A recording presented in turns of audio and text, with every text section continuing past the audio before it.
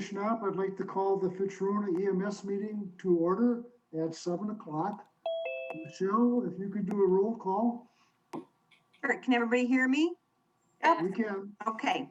Shannon Strassman. Connie Hilla. Here. James Roberts. Kate Cronin. Present. Derek Johnson. Present. Greg Miller. Mike Durst. Here. Terry Schnapp. Here. Sue Lugenbo. Here. Chief Anderson. I'm here. Did you see Shannon popped in there at the last minute? Oh, no. Okay. Yep. Her audio was just connecting, so she couldn't yell. I'm here. Okay. Okay. Public comment? Do we get any, Patrick? So I don't know, Alder Gerhardt had some stuff, but I don't know if you want to stay for the meeting and talk about it when it comes up, or do you want to chat now? I'm happy to wait till the agenda item, because I'm speaking on agenda item number 8, so I'm happy to wait if that's the traditional way to do it. Okay. Yep, I hopefully don't babble too long, so. Oh, you're gonna be in trouble. Okay, let's review and approve the minutes from September 17th. Any comments, corrections? I didn't see anything wrong with them, so I make a motion to approve them. I second. All in favor, signify by saying aye. Aye. Anybody opposed? If not, the minutes from September 17th are approved as written.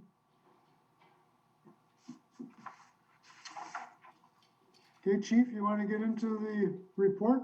Sure.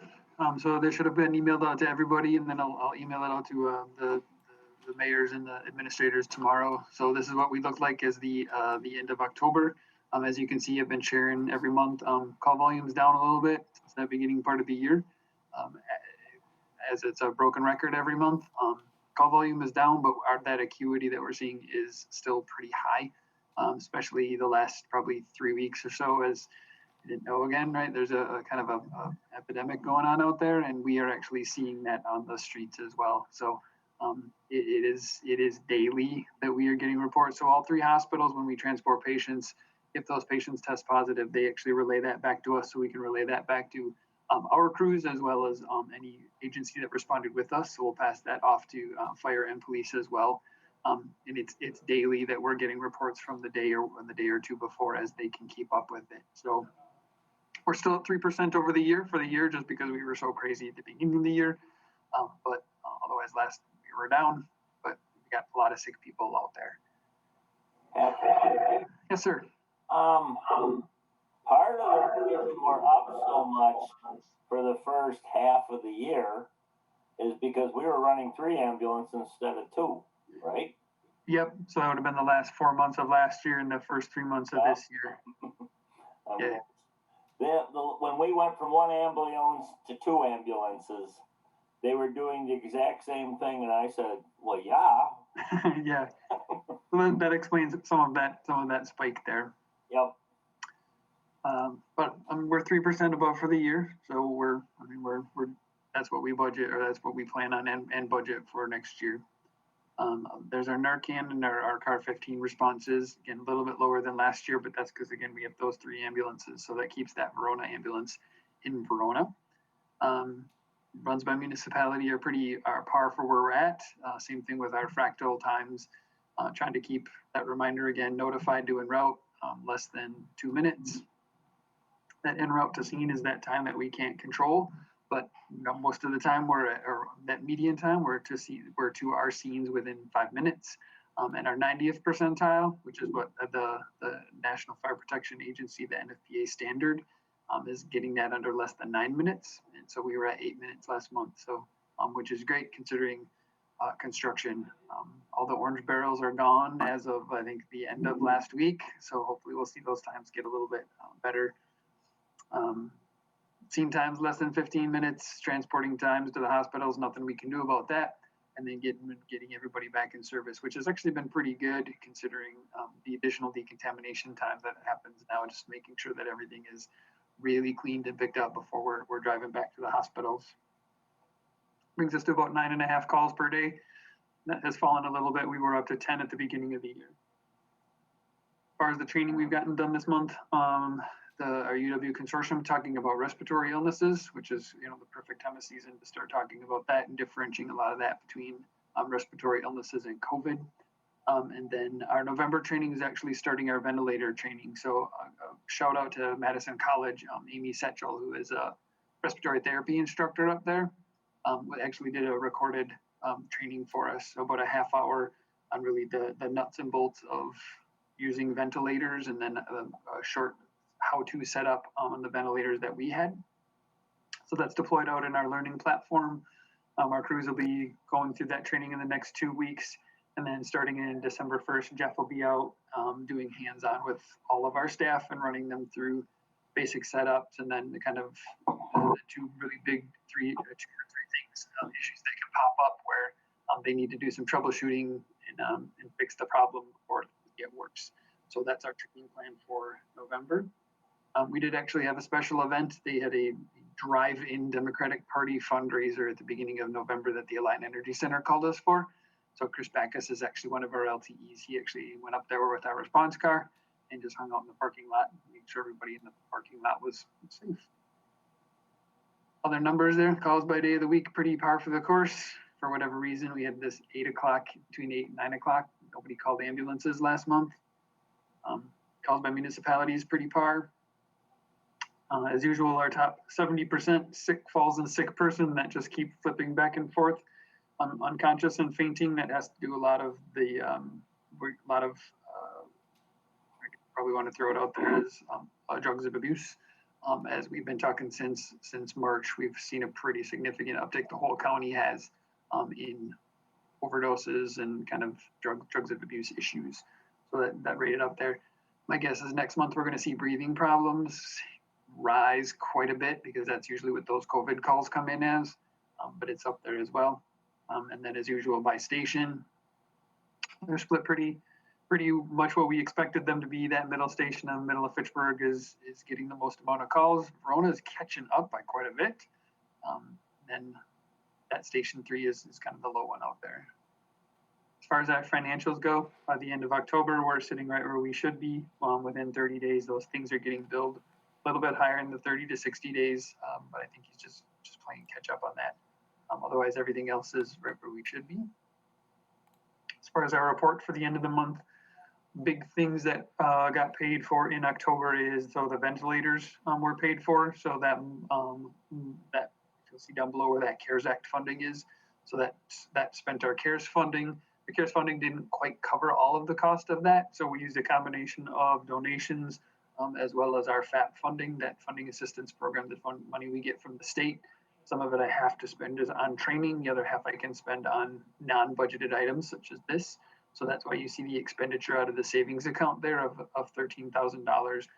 So that actually covered the remaining balance of those ventilators. That was the non-CARES funding.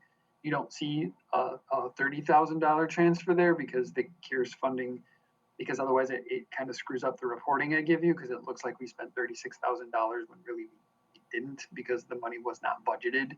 So it's just kind of, it's passed through, but you'll see the actual expenditure of funds there of $13,000. 147,000 was payroll, and we made a whole $11.80 in interest in our sick time fund last month. So that's what you'll see down below again. There's that $7,000 that came from FAP. Yes, Mike. Where did you get the money for the ventilator? So $24,834.23. That was the money we got from CARES funding. So that was CARES funding. Yeah. What did the town give you the money for? So that's actually down a little bit farther. Oh, okay. Down into the donations. I will hit that up. Okay. So otherwise, our assigned funds sit right where they are. There was no expenditures from anything other than the savings account, the FAP funding and the CARES funding, and then our post-retirement health care. So as Mike had mentioned, so the town, as every municipality in the state of Wisconsin, got money for called the Road to Recovery. It was the municipality's equivalent of what we got for CARES funding. Town of Verona did not spend all of their funding. So actually generously reached out to us and said, do you need anything? My response was, absolutely, I will help you spend your money. So we're able to actually purchase pappers. Remember, we had actually discussion way back in March about potentially spending our CARES funding on the pappers, or whether they're just taking that out of the reserve. So the town of Verona actually gave us money to purchase 4 pappers. So what a papper is, actually, I got the picture of it here to show you. That's awesome. It's been great. Our crews, we put them on the trucks last week. They're already using them. So this is what a papper looks like. It stands for a powered air purifying respirator, PAPR. Essentially what it is there's a little white hood. There's a belt, got a little Batman utility belt. The piece on their back there is actually a filter. It's essentially equated to a P100 filter, so it's even actually better than the N95 masks that we're wearing. Creates a positive tube, comes up here, blows essentially that filtered air. It kind of makes their head stick up a little bit in a hood, but then there's a face piece on here. It blows air over the face piece and creates a positive pressure environment around your face. So none of the exhaled air around you, you're actually inhaling filtered air and blowing out that air as well. So it is, I'm not going to say it's infallible, but it's actually even better than the N95s, and it's sustainable. So all of our crew members are actually given a hood. They can decontaminate this entire apparatus. They can decontaminate their hood until it gets a hole in it or tears or rips. The filters are good, essentially until it becomes blocked with, it's probably going to be blocked with more pollen and dust than it will ever be blocked by anything else. So the filters can be decontaminated and reused for a significant amount of time as well. So Another positive is that they don't have to be fit tested. Most of the N95s, they have to have a special fit. Your small, medium, large, or whatever. This is universal. Absolutely. So as No Shave November has hit here and our crews all want to grow facial hair, the challenge with a mask, and but getting a fit with that mask, and we have forgone most fit testing just because the fit tester that the county has that we utilize, in order to appropriately fit test, you actually have to use a mask and poke a hole in it to get it fit tested. And we have, because the N95s can be a challenge to get, we probably have 4 or 5 different types of N95s out there. So to fit test people and students is, at least at this point, the CDC has said, you know what, trust that it fits and squish it on your face. So absolutely, we have a couple different size hoods. It's their hood, and they can have as much facial hair as they want, and it will create this beautiful positive pressure environment. Patrick, how much do those cost? It's about $1,100. It was about $1,100 for the unit itself. Each one of the hoods is about 26. The filters, I think, were another 20. There's some cost. So altogether, it actually came to about $10,000 worth of equipment that the town was able to buy us. Yeah, thank you, Town of Verona. Yeah, it's been great. So I will share that because they were only able to get us 4, I pulled funding from our budget for 2 more. So it's going to come out of I think staff support, I think, is where I asked Michelle. I don't think the bill has come for us yet. So I did pay for 2 more out of our budget. So we actually do have 2 now at every station. So that it's still kind of, I think in the future, we'll shoot for getting a 3rd one for those times where we do either have students or the occasional time we'll grab firefighters to come with us in the back of the ambulance. So I still think it's an investment worth getting a couple more of them, as well as putting a couple in car 15 for Jeff and I.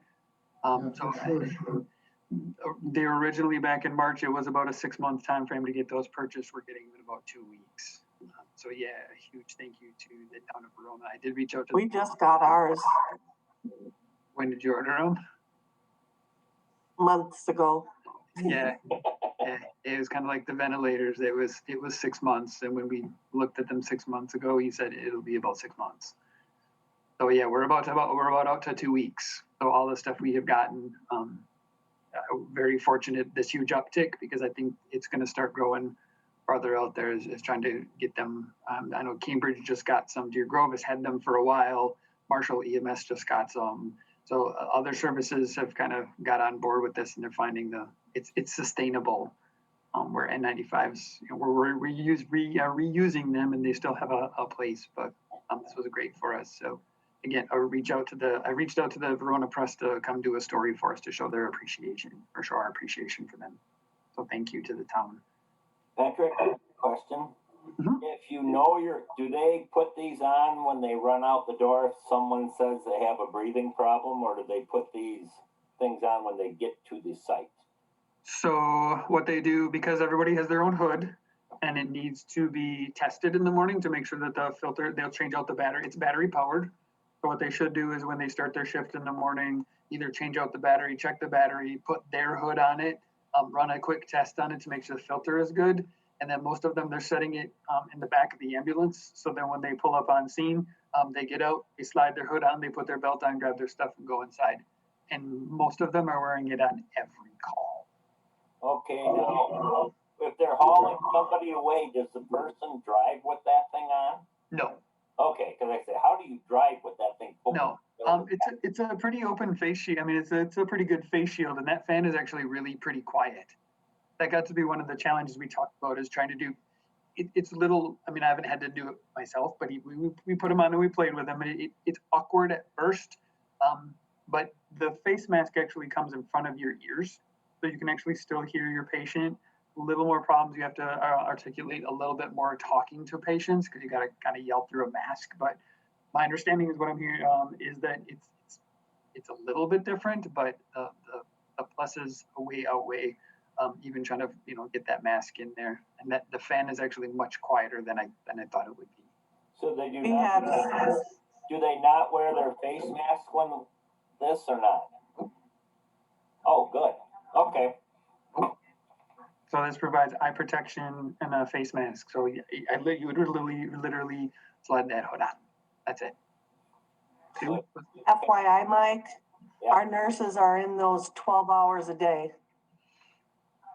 I feel sorry for them.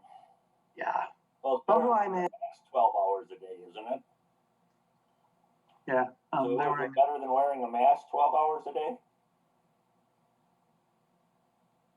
I'm sorry? The other ones are wearing, some can't wear the N95s, they don't fit in them. So they have to wear those cappers or pappers. We have both. The whole time other than breaks, they're in those if they're in patient rooms. Is it easier to wear those or the mask? Oh, I would imagine the mask. yeah. Anytime I put on a mask, my glasses fog up. Yeah. This does solve that problem. That's telling you your mask isn't fitting. Yeah. Any other questions on the Pappers? That was the donation we got. Like I'm waiting on the last two from the town of Verona. Said they ordered two. They said they had more money. We got two more. We ordered ours at the same time, so it just had to go through their process to get it approved, to get refunded through their road to recovery. So by next week, I'm possibly by tomorrow, but no later than next week, we'll have our last two. And then we'll have them on every truck. Other milestones are Jen Ross, who's one of our LTs, been here for 11 years. And Jeff was actually on our phone call tonight. Last week was his 5-year anniversary with us. Yeah. Hey. He's still here. Pull her up. Last part of my chief's report is the current in-house operating budget. One more thing before I get to that. We did get our insurance and our dental insurance rate. So just to actually share with you, our health insurance went up 5.4%, and our dental went up 5.2%. So we plan on 4% for dental and 8% for health. So between the two of them, we should be fine for what we budgeted next year for our health insurance. Jeff and I did take a look at it as we do every year and see if there's some changes in plans that we can do to save us a little bit more money. If you remember, 2021 is the last step increase where employee contributions will go up to 12% last year. Remember where we started in this contract? It started off as 5, went up to 7.5, 10, and this is the last upgrade to 12. So employees will contribute 12% starting next year, and then with those increases, we should actually be okay as far as our health insurance. This is where we currently sit with our finances. As I've been telling you every month for the last 6 months, our run volume is down, as is our run income. So we're about $200,000 less than, $260,000 less than what we budgeted. But as you'll see farther down, because of COVID, we haven't done most of our special events. Our staff hasn't gone to trainings, so our expenditures are actually down as well. We're sitting actually still pretty good. So as far as run income, we're down a little bit. Wages, overtime and unscheduled overtime, we've actually managed very well. We had, again, as I tell you every month, a phenomenal LTE pool who's been picking up a lot of hours for us, so I don't have to bring in people on overtime or mandate them, as well as I was saying, that each one of our staff it's budgeted to provide them for 70, I think it's 72 hours of training every year to help them with their continuing education. Essentially every conference and training opportunity was canceled or went virtual this year, so most of that training has not been paid out. We're a little bit over on our health insurance line. Michelle and I worked with that. It actually has to deal with these weird numbers of paying for next year already, but it's not obnoxiously over. Everything else seems to be right around where it should be as far as the operational expenditures. As you can see, our medical supplies, 105% already. We got another month to go. So we're, as I've kind of shared with you, was really unanticipated. We started the year at $95 for a case of gloves, and we're up to $150 for a case of gloves. So it's just the way it's unfortunately going to go, but it's been manageable with everything else. That our training dollars are a little bit lower.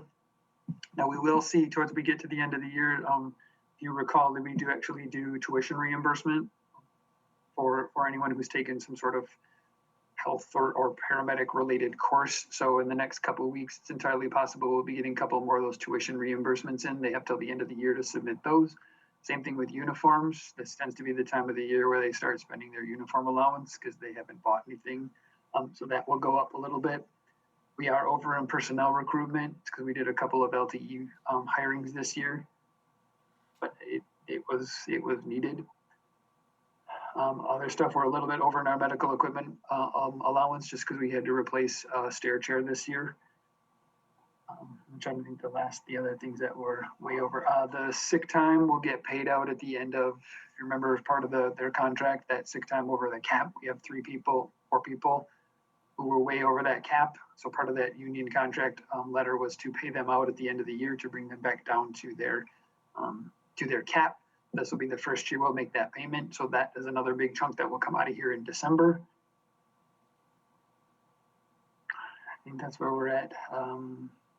So bottom line down there, we should be get a couple of big things we know that are going to come out of there at the end of the year. So it's not going to be $73,000 under budget. But as of this point, even though run income is down, we're actually still should, over the next, providing we get to the next 6 weeks without any bad things happening, we should be under budget this year. Any questions on that?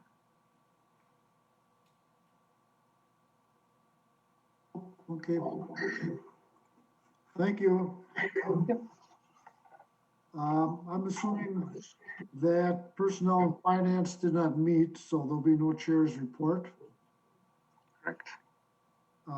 Let's move on to item number 7, review and approval of accounts payable checks. Any questions? I guess I had one. I think it's Ewald's Hartford Finance or something. There's a capital improvement service for $33,000. I was drawing the blank of what it was. That's the new response car.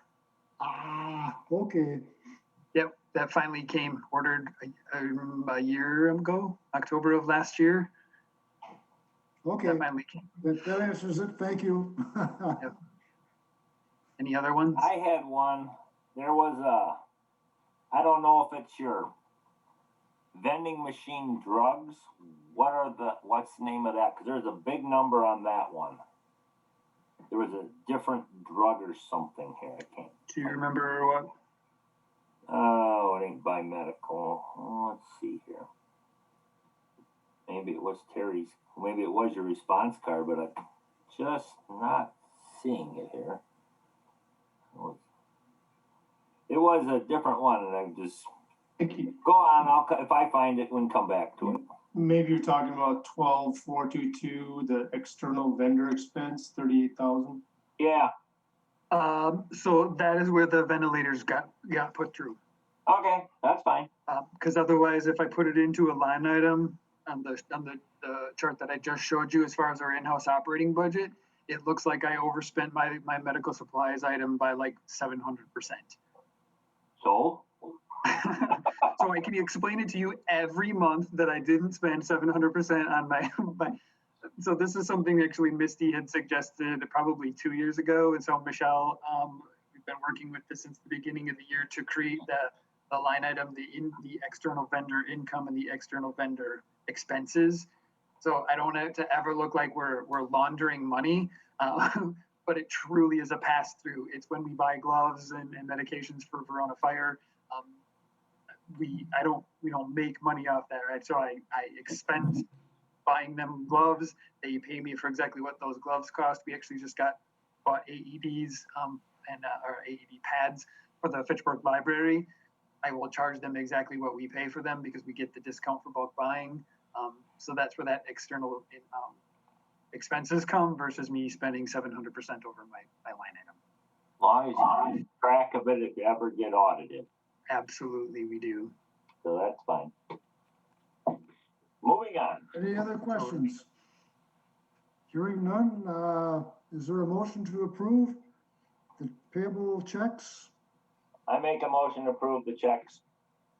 A second? Second. All in favor of approving the accounts payable checks, signify by saying aye. Aye. Any opposed? Hearing none, the accounts payable checks as submitted by Chief Anderson are approved. Chief, you want to get into our ambulance charges policy? Sure. So Item number 8. Sure. Alder Gerhard, do you want to talk now, or you want me to just do a brief overview of what the policy, my proposal? Either way, I'm not sure whatever the procedure typically is for this commission. Sure. So why don't I talk about it really quick, and then we'll let you chime in there with your email. Perfect. Thank you. Which they all did get it sent, whether or not it got checked an hour before the meeting or not. Yep. I saw. So this is, I think everybody was here 2 months ago. So we've talked about this. We've seen it. You gave me a list of homework and questions to pursue.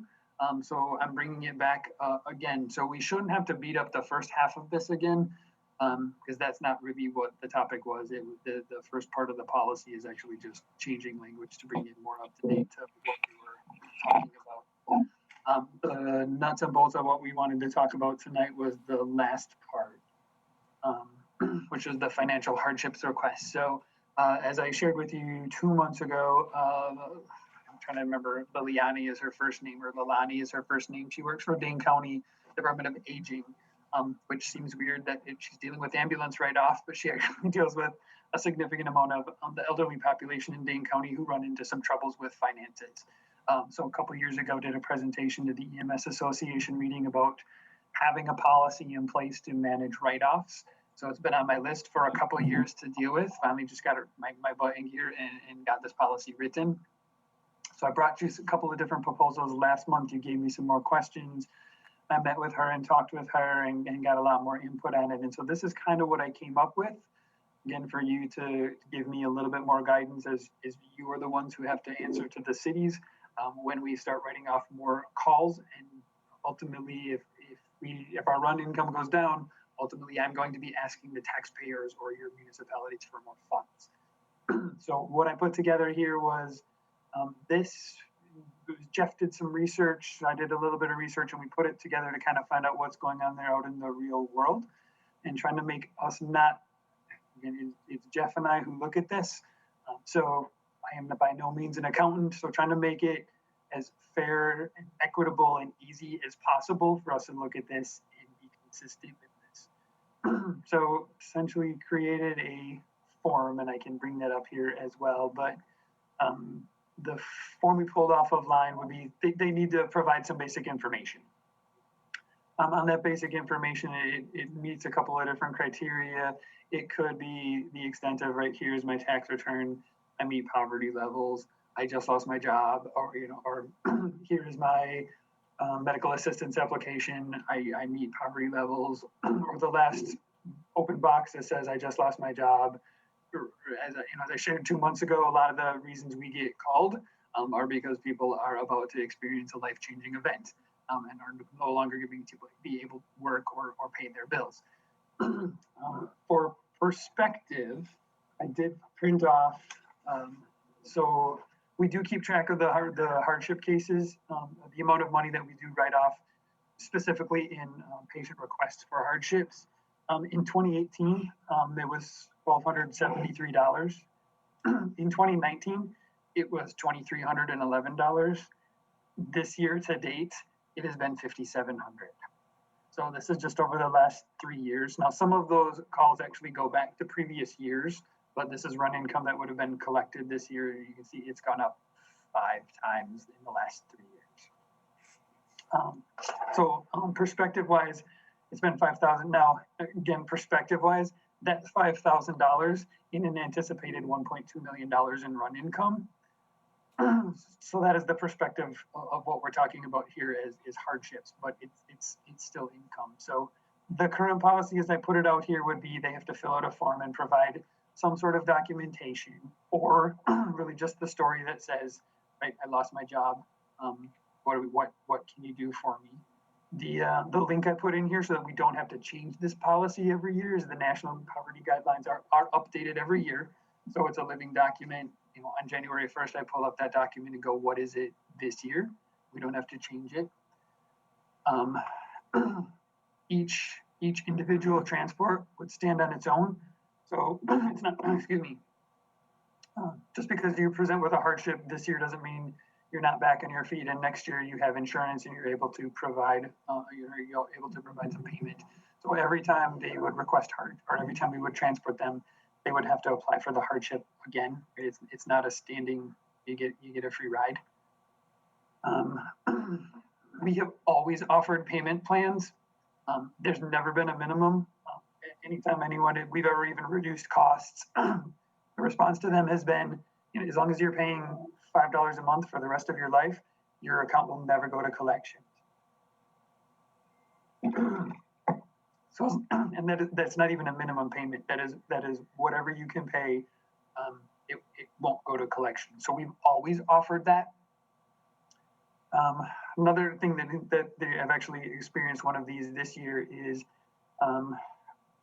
people who ask for deductibles to be waived. That one becomes a sticky point because obviously the insurance company is under the assumption that you paid that bill. So for me to waive a deductible, now who calls your insurance company to say that you didn't pay your deductible? Because Insurance fraud. yeah, it gets really sticky. So unfortunately, those patients get that letter that says, I can't waive your deductible. You can pay $5 a month for the rest of your life, but I can't not do that. And same thing with co-pays. I mean, those are established programs. So I can't waive and reduce those. So what I came up with, and this was again, I'm talking with Villani she's like, you know, poverty is poverty. We talked about this 2 months ago of kind of an all or nothing. So the 3 cases I presented to you 2 months ago was one of those is we adopt what some area EMS agencies do, and that everybody pays. I don't think that's a good approach, but that is an option. We don't, and then everybody is treated the same. Everybody pays, and it is what it is. Again, not in support of that option. Option B is the one I put out here, and one that is whatever you provide as far as documentation, and that could be, I lost my job, but here's some paychecks, don't need it. If you met poverty levels, the entire bill is written off, 100% of the bill is written off. We still get people who don't necessarily meet poverty levels, but still have circumstances that say, I'm struggling paying this bill. and I've done this for patients in the past as well, who don't ask for a write-off, but can I get this reduced? In which case I reach out to our billing person and say, what would medical assistants have paid? Which is still, it's still a flat fee. Last I knew, I would think it's like $230. So even if it's a $1,600 bill, we reduced that down to $232. So that would be the guideline. You don't meet poverty levels, but I still have opportunities to reduce a bill for you to something that is significantly more manageable. Option 3 would be to anybody who requests a hardship and is able to at least provide documentation or a good story that they have a hardship, we just do 100% write-off. So it's kind of, then I don't have to worry about figuring out what we're going to reduce it to. Do I write you off and I don't write you off, and I reduce your bill, but I don't reduce your bill based on the better story? That is my proposal in a nutshell, and I think this is where Alder Gerhardt, you can kind of share what you were you had written in your email. Thanks so much.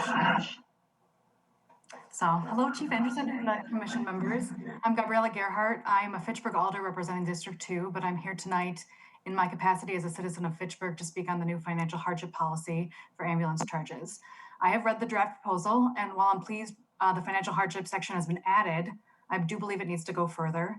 The policy states that Fitch-Rona EMS will use the most current national poverty guidelines in assessing possible partial or full waiver of charges. The condition upon which a complete fee waiver is granted to families is families at or below 100% of federal poverty guidelines.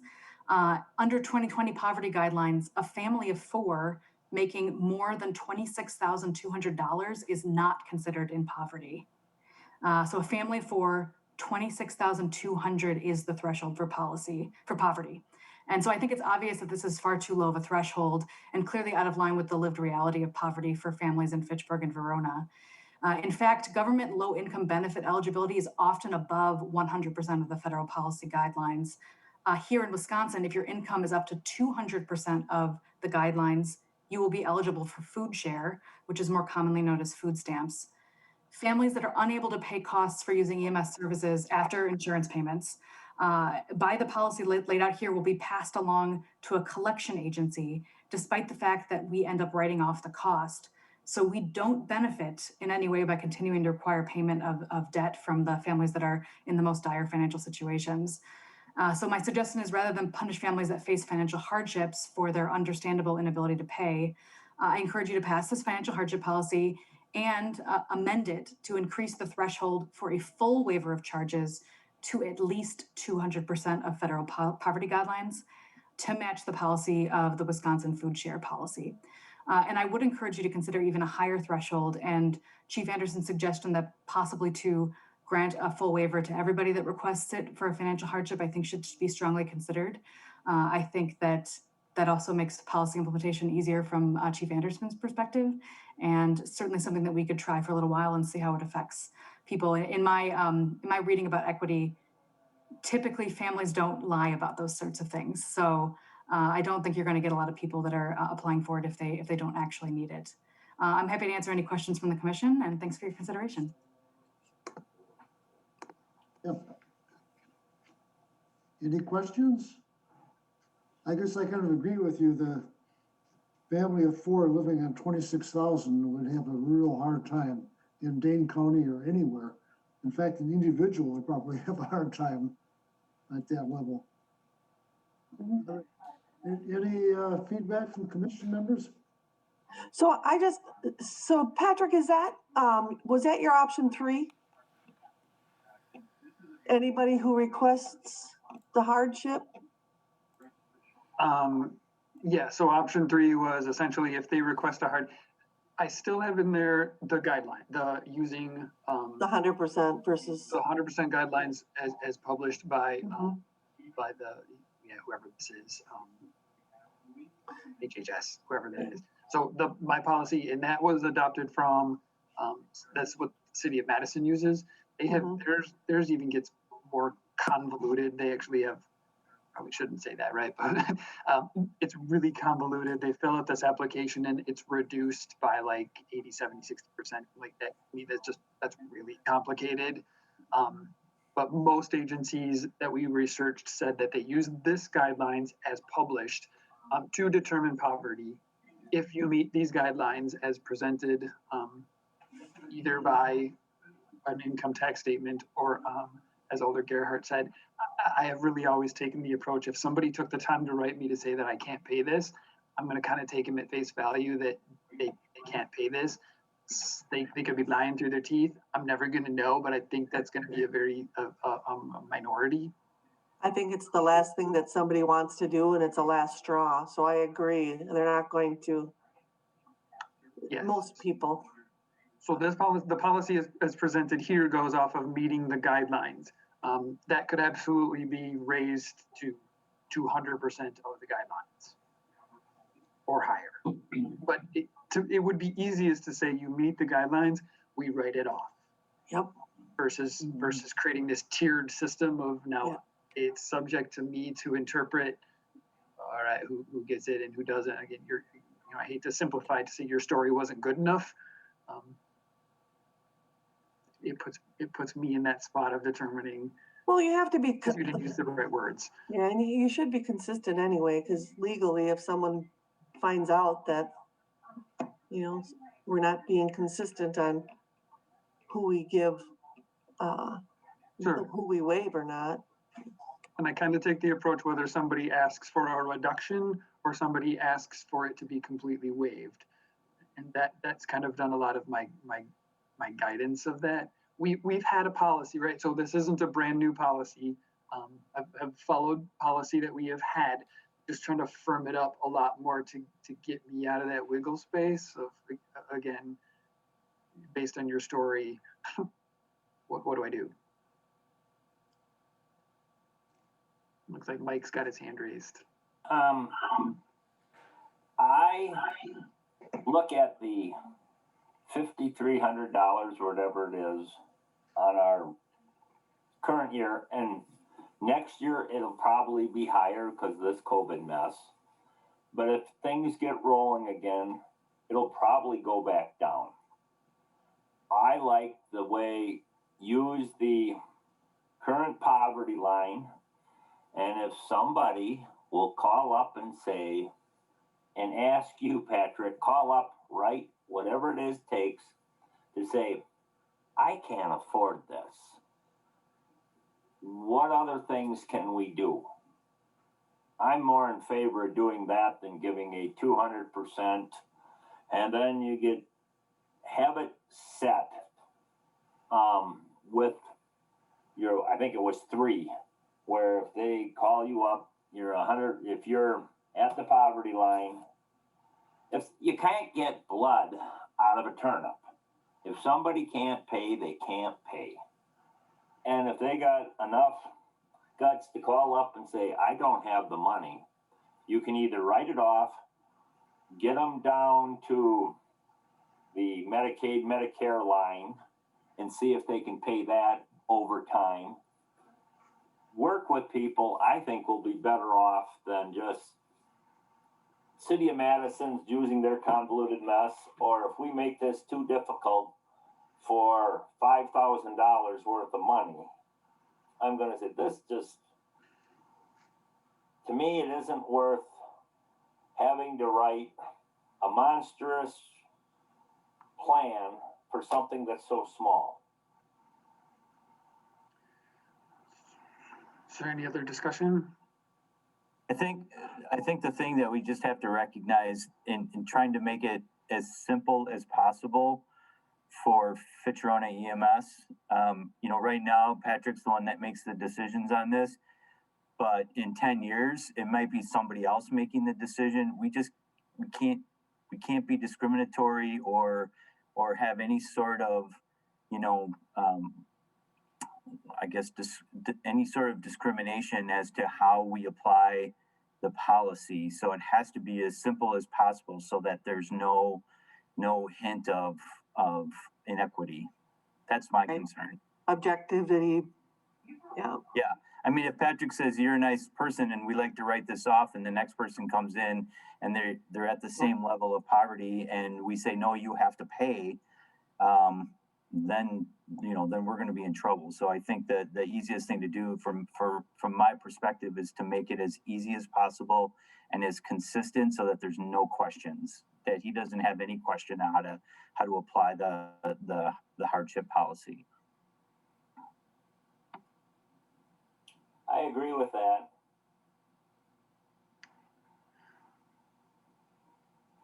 Any other discussion? So does something have to be added to the policy then to allow that?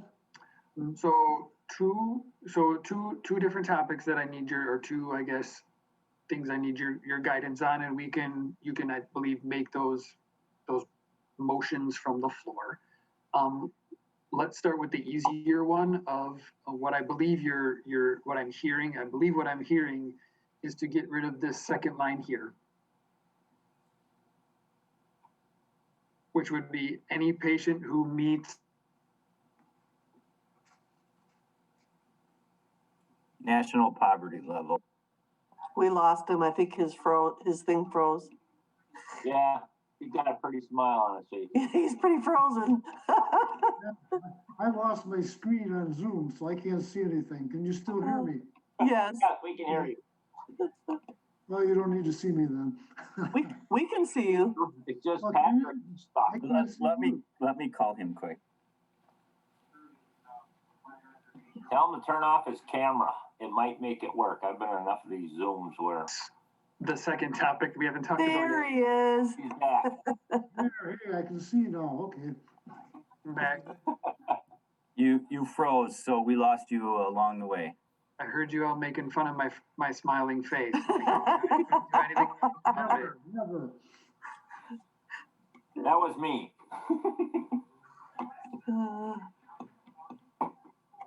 Can you start over, Patrick? He's frozen again.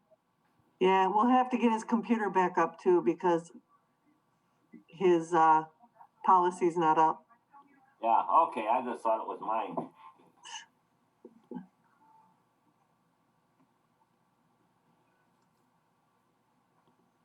Well, here's where the deputy chief has to sing. Oh, wait, you're back. There you go. Yeah, we'll try it one more time, and then I think my wife's probably playing cards or something. Patrick, if We'll it talk all to my goes bad sister. again, go ahead and log out and log back in again. That might help. Okay, so otherwise I can switch over to my iPad and you just, I don't need to display anymore, so I will stop sharing my screen. Is that gone? It's been gone. Yep. Okay, so two things. One of those is what I believe I'm hearing is if somebody meets what we are going to next define as a poverty level, we are completely writing off the bill. Would that be correct? I believe that's what we heard Okay, from a couple of us. That or take them down to Medicare, Medicaid line and just, I say go to the Medicaid, Medicare line first and see, can you pay this bill? Some of it, give them a time frame. If they can't, then you can go the rest of the way. But they can drop first. the challenge is Yeah, that's- 90% of these conversations occur via mail. Okay. Yeah. Probably 50% of those that occur via mail are occurring with an interpreter. Oh, okay. Yeah. Well, So, and most of the time, we're already 90 days out by the time I hear about it. okay, write them off. Okay, so we'll take that part first. So the second question is, what would you like as defined as that poverty level? Would you like to stick with what the federal government is defining as poverty, or with the information you got now from Alder Gerhardt to raise that to 200% of the federal poverty level, which is in line with the definition for food stamps for the state of Wisconsin, or WISC? I would like to go I'd to prefer 100% personally. Why don't you go around the screen? Or do you want to manage that, Terry, of finding out, I guess probably, it's not a roll call vote, but I guess getting input on it? Okay. Let's see, Sue? I didn't hear the second part, Kate and somebody was talking, so I guess I want to hear what Kate said. Oh, she was talking about raising the reduction level based on national poverty levels to 200% of the national poverty level. Because she said a family of four, poverty is defined as $26,200 or less. Right, which is ridiculous. Yeah, I don't think so. If we went to 200%, if it's family of four, would put them at about what, $52,400 a year. And which part is what's the food stamp level? How does the difference be the 200% and the food stamp level? It's 200% for food stamps. Oh, then I'm that's what I would like to see. You can get, now, let me get this right, you can get food stamps, but it might be a reduced rate of food stamps. My sister works in this and she goes, yeah, the higher your income, you can still get food stamps, but it's less. Yep. So if you're 200%, you wouldn't get the full food stamp amount. Yes. So my thinking is here, if we go 150%, that will get us to around 40,000. Not quite, but 40,000. And to me, that's a legitimate number to write it off at. Because if you go to the 52,000, you're giving a full write-off, but then food stamps aren't 100% at 52,000. And I don't know where the line is where it kicks into 100% at food stamps, because I never asked her that. So Terry, you're starting with me. I say the 200%. Okay. Yeah, let's see. I'll have to go, who's all on here? Connie? Yeah, I'll agree with the 200. Okay. Mike, you're saying 50. 150? And Kate, I'm sticking with 200. 200, okay, maybe. And Derek? 200. And who else is here? Shannon, Oh, Shannon? I would go with 150. And, well, I think we have 4 in favor of 200% and 2 in favor of 150%. Which, It's ultimately up to you to convince each other one way or another. What I like about the 200% is it's supported. There is a program out there that utilizes 200% versus us coming up with this. Well, I like 150% because that number sounds better versus we're sticking out with a standard of a government agency that has said this is a number that we like. And it's consistent, and I think it'll be easier for whoever has to make the decision versus doing any math. and I think, in my opinion, I agree with Patrick that at some point, if we're different than what a standard may be, somebody's going to challenge us. And if they do, I mean, it could be a lot. I mean, we could wind up in court being challenged over, a small amount of money because we did it unfairly or however it happens. I think the standard is set. And it's not like we're announcing this. I don't think we're going to have an uptake. I think it's just something that it's a great resource. I mean, we're not going to have more people requesting just because they read it somewhere that we're offering this. And this policy it's a policy, so it's absolutely subject to the review of this board every year. Sure. So I can absolutely bring this back in a year from now and say this is what our number looks like. Shannon's got a question. So, do we all have to agree, or does it just do like a? we can take a vote when discussion's over. Oh, okay. Thank you.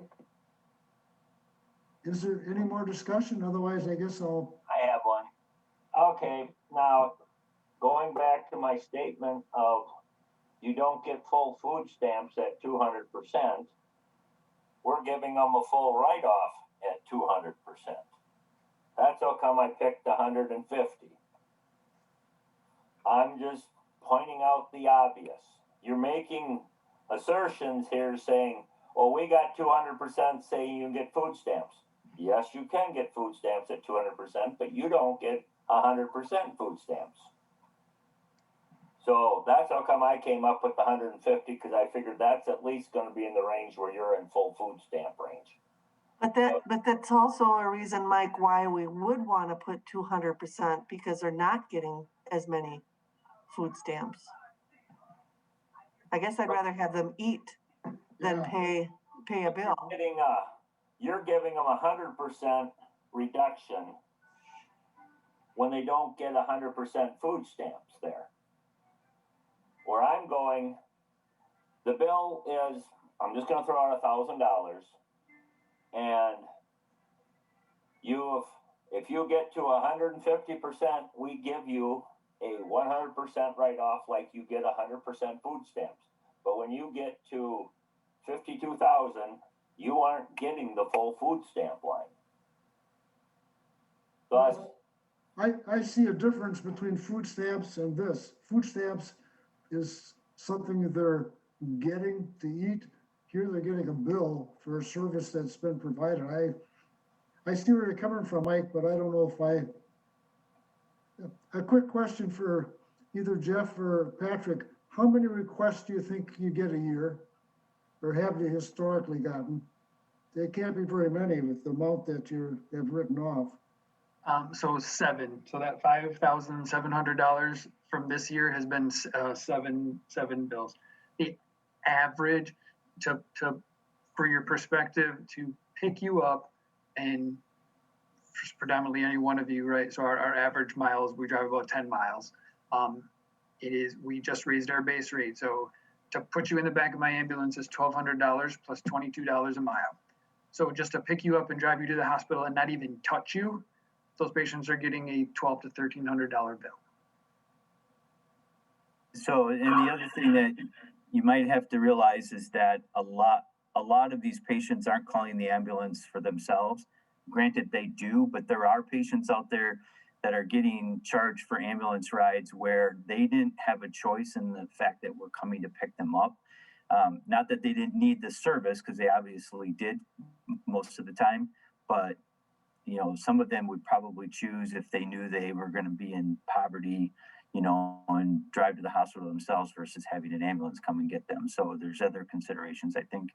And I think a lot of that on the population that we serve in our communities wind up in that situation.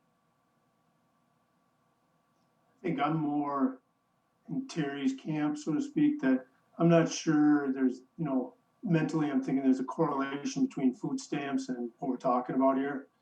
What I like is giving, you know, Chief the opportunity to say it's 200% of the federal poverty level. So no matter, that's a very simple, you know, unbiased math problem. And then the next step, right, is somebody has to actually request this assistance. So those two steps keeps it simple for me. So that's my perspective. Okay, well, I guess I'll call for a vote then. Do you want me to make a motion? Yeah, make a motion on that. I guess we need a motion before we can vote. Yes.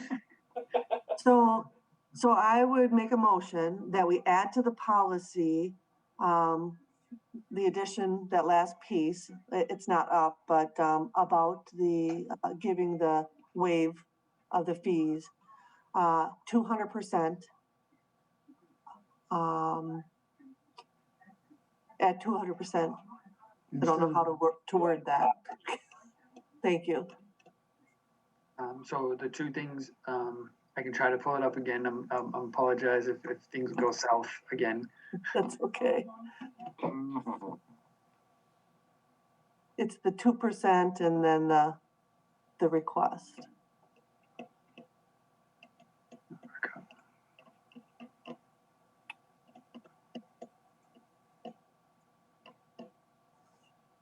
So is it up on the screen? Oop, share. It's up on the Yep. screen. I'll talk Yep. fast so that we don't crash it. So the motion as it would be is so we adopt the changes that are in here. Because Correct. there's a lot of other changes we need to do as well with the Yep. amendment that amended policy that where it says we'll use national poverty guidelines in assessing possible, and I would change that to partial or full waiver of charges to assessing possible full waiver of charges of, we would put at 200% of the most current national guidelines. Yep. Would be the first amended change.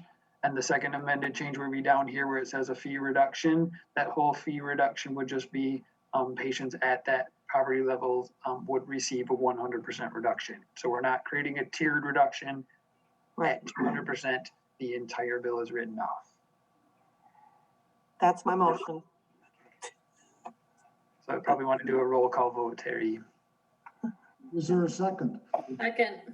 Oh, okay. Yeah, let's do a roll call vote. Let me, Can Michelle do that? I can do that if you want me to. okay. Oh, good. Okay, Michelle. Okay, Shannon Strassman, Yes. Connie Hilla, Yes. Kate Cronin, Aye. Derek Johnson, Yes. Mike Durst, No, Terry Schnapp, Yes, Sue Luganbull. Aye. Is that everybody? think Yes. so. I think so. Did we So hit that Shannon? Yep, she was first Yep. one. So was it 5-4? So we got 1, 2, 3, 4, 5, 6 5 to 1. yeses and 1 no. So the motion as proposed passes. So this goes into effect as there, probably should have amended it as well, otherwise you can make an motion on the floor. Our current policy, this goes into effect in 21 days because the union has a 21-day input period on it. It is up to you, or if somebody wants to, I guess, because we're talking about the policy, so somebody can make that amendment because it's open, let that policy go into effect today, or whether you want to stick with the regular policy of 21 days from now. Or would we wait until our next budget period? Is it January 1st, 2021? You can make it effective, which would be, I mean, that's more than 21 days, but currently in 21 days, this will take effect unless you hear a motion otherwise to change that date. I make a motion, it starts immediately. Need a second. I second. All in favor? Aye. Aye. Any opposed? So it will take effect immediately. You're kind of doing that anyway.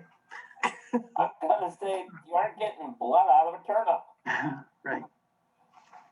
Alder Gerhart, thank you very much. Yes, thank you. Thank you so much. Appreciate your time. I'm gonna head out now. Thanks. Thank you.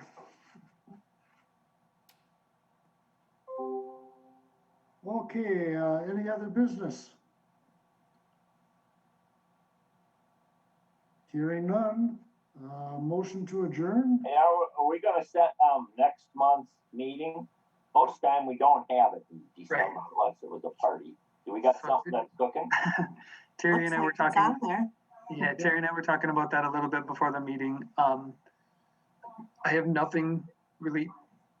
The only thing that may come up between now and then and that we may have to meet on is the Emergency Sick Leave Act, which FFRCA, Families First Coronavirus Recovery, something that stands for. That the federal act that provided sick leave to non-essential workers, in which case we created an MOU with the union to provide them sick leave related to COVID issues. That is set to expire on December 30th. Because it is a federal act and everybody's completely aware, I think, of what's going on in the federal government right now, nobody's doing anything about extending that. I've reached out to the city of Fitchburg and the city of Verona to see what because they're dealing with the same or very similar contract entities, 311. What I got from Adam from the city of Verona, they have not talked about it. What I got from Sarah Olson, who's the HR director in the city of Fitchburg, is that they're waiting to see what the federal government does before they move on it. I've had a couple employees ask me about it, whether it was going to get extended or refilled or renewed. And my response to this point to them has been, it's going to be a wait and see. So the only reason we may have to meet in December is to revisit that MOU. Let's do January. Which is entire, and I brought that up as well. It could wait if my guess is nothing is going to happen at the federal government level with this. It's not going to be extended. If something happens between now and January, we can always make it retroactive. So we would just keep track of those events that occurred between January and our January's meeting. We can go back and give them that sick time back and give them COVID relief sick time if that was the case. Otherwise, unless something comes up between now and then, I don't think we need to meet in December. So most likely next meeting is January then. January, the third Thursday of January, stop by and get an immunization and call it good. Are we thinking that, are you having any problem with COVID in your workforce? Not as of the moment. So we have had some people use the COVID sick leave just because, right? I don't want sick people at work. So if they present essentially with any symptoms, they're really good about calling the day before or the night before, saying, I've got a scratchy throat, I've got a sore throat, I've got chills, fever, aching, whatever. So per our MOU, they are required to go get tested, and then they use part of that bank of sick leave. They cannot come back to work until they present with a negative test. So far we have, knocking on wood, so far we have anybody to present with a positive test. Nice. There have been a couple of firefighters or acquaintances of firefighters that have tested positive that have kind of forced some quarantine issues, and we're sharing the same quarters. But kudos to our staff and fire staff. They are wearing masks around the station. They're socially distancing themselves. They are hosing down and fogging and spraying and wiping down sleeping quarters, common areas, living areas. And so far we've been really fortunate and not had any issues. Maybe about a dozen days of sick time. Nice. Let's hope that continues. I hope so too. If you've been following the news at all, we've been working with Dane County Public Health. Per Dane County Public Health, it's entirely possible as early as the first week of December, we will start seeing immunizations come out available for public services in Dane County. Yep. So they have our numbers about what our requirements would be, but it's entirely possible as early as 2 weeks from now, they'll start the immunization process. I don't know. Yeah, good. They'll be prioritized as to who gets them. Yeah. Yes, that will be the But game. your group will be part of that. We tier 1B, I believe, is what we were told. So the county is being very proactive, and they're already working on the logistics behind how that's going to get rolled out, how that's going to happen, and how they're going to. It's this super cold something delivering, tracking, and then doing the same things 21 days later. Yep. So good news. Yeah. So that is our COVID update. We're really good on PPE as well because we have the ways to reuse our N95 masks, and now we have our PAPRs. The company in Verona there has been really good about keeping us flush with disinfectant, gloves. Our Boundary is the company we use to buy the majority of our medical supplies. I've been chatted last week with essentially our rep for that company. Most medical supply companies are, I don't call it rewarding, but doing what's right and allocating supplies to their customers. So I don't want to say we've been guaranteed, but what we ordered in 2019 is what they will prioritize us to get in 2020 and follow up in 2021. So when we order gloves, we're getting, for the most part, we are getting what we ordered last year, which has been, we've so far been good. Most of the time, when we used to order a case of gloves, I'd get it in 2 days. It's now taking about 2 weeks, but we're getting them. Have you ever reached out to Costco?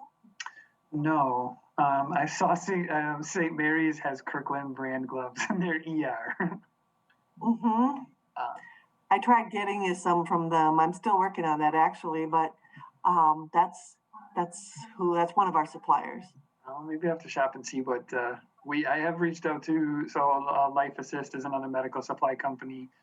They've actually been in probably within the last month or two. One, they've been able to reduce some of the cost of some of our higher dollar items. And we have actually had a couple of things where they can get them for me where our current supplier cannot. So we are starting to shop around on some of those items. But that's actually interesting. Yeah, masks and Costco brand masks and Costco brand gloves. I still have a bunch of alcohol wipes for you guys, but without us meeting, I guess I should just drop them off. Leave them in the entryway. We'll get them picked up. That's been a perfect exchange point. Okay. Just ring the bell. And then run. Kate comes in masked up. She brings her own pen, her own gloves. Give her right. We put her in a bubble. Let her slide it under the door. She signs it, slides it back through the slot. Any other discussion? Otherwise, motion to adjourn? I make a motion to adjourn. Second? Second. All in favor of adjourning, signify by saying aye. Aye. Anybody opposed? No. The meeting is adjourned at Thank you all for your support. And have a nice Thanksgiving.